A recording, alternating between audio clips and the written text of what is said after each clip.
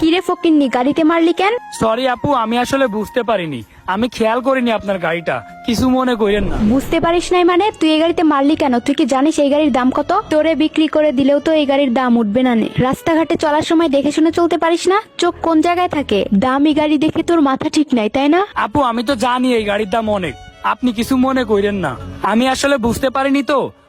আপনার গাড়ির তো কোনো ক্ষতি হয়নি, তাইলে এমন রাগ দেখাচ্ছেন কেন আপনি? এই গাড়ির ক্ষতি হয় নাই তো কি হয়েছে? তুই গাড়িতে লাগাবি কেন? দামি গাড়ি দেখে তোর মাথা ঠিক নাই, তাই না? আপু এটা কি এমন গাড়ি যে এটা দেখে মাথা ঠিক থাকবে না? আমি তো বললাম আমি আসার সময় খেয়াল করিনি, তাই একটু লেগে গিয়েছে। এরকম রিয়াকশন করার কি আছে? আমি যদি খেয়াল করতাম তাইলে তো আপনার গাড়িতে মারতাম না। ও বুঝছি, সুন্দরী মেয়ে দেখে তোর মাথা ঠিক নাই, এই জন্য মেরে দিছিস। তোরা ছেলেরা না এইরকমই, সুন্দরী মেয়ে দেখলে তোদের আর মাথা ঠিক থাকে না। ওর কত বড় সাহস, ও এত দামি গাড়িতে মেরে দেয়। বুঝলাম না এটা কোন ধরনের কথাবার্তা।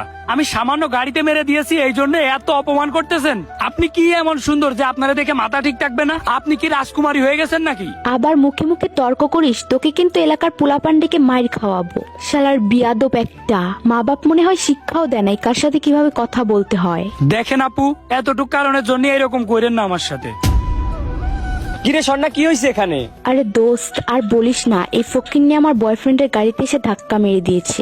কি ওর এত বড় সাহস? ও এত দামি বাইকে ওর সাইকেল লাগাইছে? ভাই ভুল করে হয়ে গিয়েছে, এরকম করতেছেন কেন আপনারা? গাড়ির তো কোনো ক্ষতি হয়নি, ক্ষতি হইলে না হয় সেই ক্ষতিপূরণ আমি দিয়ে দিতাম। এই ক্ষতি হয় না মানে? ক্ষতি হইলে তুই কি করতি? তোরে বিক্রি করলো তো এই একটা বাইকের দাম হবে না। ভাই এত ছোট করে দেখার মতো কি আছে? সাইকেল চালাচ্ছি বলে কি একদমই দাম দিচ্ছেন না? আমরা কি সাইকেল চালাইতে পারি না? ওরে বাবা, আবার মুখে মুখে তর্ক করে। এই স্বর্ণা, ওরে কিছু বলিস নাই তুই? আরে না, তোরা থাকতে আমি বলবো কেন? আরে হ্যাঁ, সেইটাই তো। এই তোরা তো বড় সাহস হয় কিভাবে তুই মুখে মুখে তর্ক করিস? আচ্ছা ভাই, আমার ভুল হয়েছে। সামান্য গাড়িতে মেরে দেওয়ার জন্য যে আপনারা এরকম ব্যবহার করবেন এটা আমার জানা ছিল না। আপু আমারে মাফ করে দিয়েন। ভাই আপনিও আমারে মাফ করে দিয়েন। নেক্সট টাইম যেন আমার চোখের সামনে তোকে না দেখি, এই জায়গা থেকে তাড়াতাড়ি চলে যা। তাড়াতাড়ি এখান থেকে যা, নাইলে কিন্তু কানের নিচে দিব। ভাই সমস্যা নেই, আমি চলে যাচ্ছি।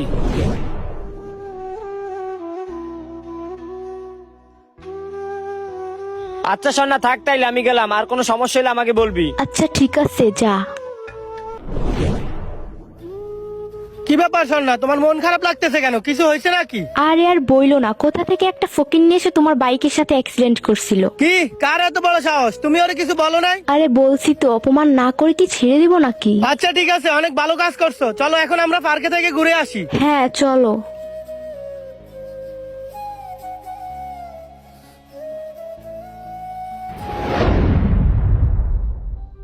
কি ব্যাপার, আজকে তুমি বাইক আনো নাই? তুমি তো আসলা মাত্র, একটু ওয়েট করো না, বাইক আসতেছে।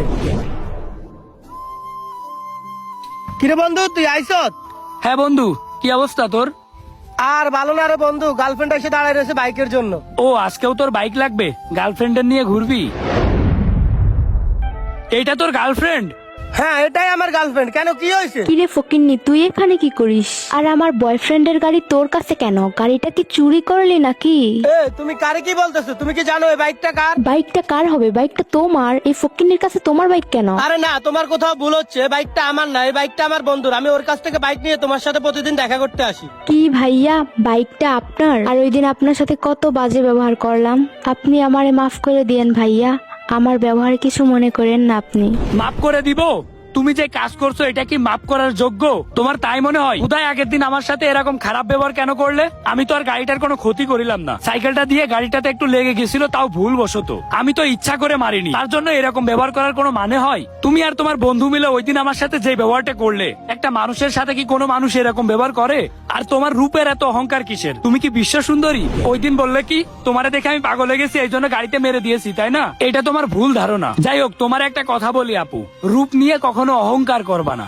রূপের অহংকার কারো চিরকাল থাকে না। মানুষের যৌবন কখনোই চিরস্থায়ী হয় না। আজ মরলে কাল 2 দিন, তখন তোমার এই অহংকার কই যাবে? তোমার এই অহংকার তখন সাথে নিয়ে যাইতে পারবা? বন্ধু, ওর হয়ে আমি তোর কাছে মাপ চাচ্ছি, তুই ওর কথায় কিছু মনে করিস না। আচ্ছা ঠিক আছে বন্ধু, ব্যাপার না। আর বাইকটা একটু পরে নিস, আমার একটা কাজে যাওয়া লাগবে। বর্তমানের মেয়েরা সবকিছু নিয়েই অনেক অহংকার দেখায়। তাদের উদ্দেশ্যে একটা কথাই বলতে চাই, আপু রূপের অহংকার করবেন না। আজকে মরলে কালকে 2 দিন, তখন আপনার এই অহংকার কই রাখবেন? এই অহংকার নিয়ে কি আপনি কবরে যেতে পারবেন?